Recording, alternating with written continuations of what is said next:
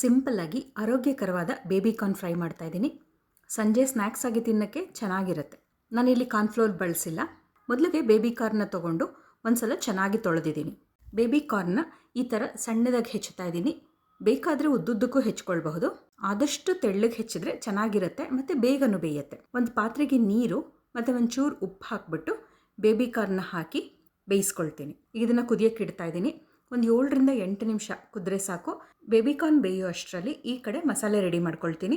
ಒಂದು ಬಟ್ಲಿಗೆ ಕೊತ್ತಂಬರಿ ಬೀಜದ ಪುಡಿ, ಕಾಳು ಮೆಣಸಿನ ಪುಡಿ, ಚೂರು ಉಪ್ಪು, ಆಮ್ಚೂರು ಪುಡಿ, ಚಾಟ್ ಮಸಾಲ, ಜೀರಿಗೆ ಪುಡಿ, ಚೂರು ಅಚ್ಖಾರದ ಪುಡಿ, ಅರಿಶಿನ, ಇಂಗು ಇದನ್ನಷ್ಟನ್ನು ಹಾಕ್ಬಿಟ್ಟು ಚೆನ್ನಾಗಿ ಮಿಕ್ಸ್ ಮಾಡಿ ಇಟ್ಕೊಳ್ತೀನಿ. ಈಗ ಬಾಣಲೆಗೆ ಒಂದು ಅರ್ಧ ಚಮಚ ಎಣ್ಣೆ ಹಾಕ್ತಾ ಇದ್ದೀನಿ. ಇದಕ್ಕೆ ಬೇಯಿಸಿಟ್ಕೊಂಡಂಥ ಬೇಬಿ ಕಾರ್ನ್ ಹಾಕ್ತೀನಿ. ಫೋರ್ಕ್ನಲ್ಲಿ ಈ ರೀತಿ ಚುಚ್ಚಿದ್ರೆ ಸುಲಭವಾಗಿ ಚುಚ್ಚಕ್ಕಾಗಬೇಕು, ಅಷ್ಟು ಹದವಾಗಿ ಬೇಯಿಸ್ಕೋಬೇಕು. ಈಗ ಇದಕ್ಕೆ ಮಸಾಲೆ ಹಾಕ್ತೀನಿ. 1 ನಿಮಿಷ ಕೈ ಆಡಿಸ್ಬೇಕು, ಅಷ್ಟೇ ಸಾಕು. ಬೇಕಾದರೆ ಒಂಚೂರು ನಿಂಬೆ ರಸನೂ ಹಾಕಬಹುದು.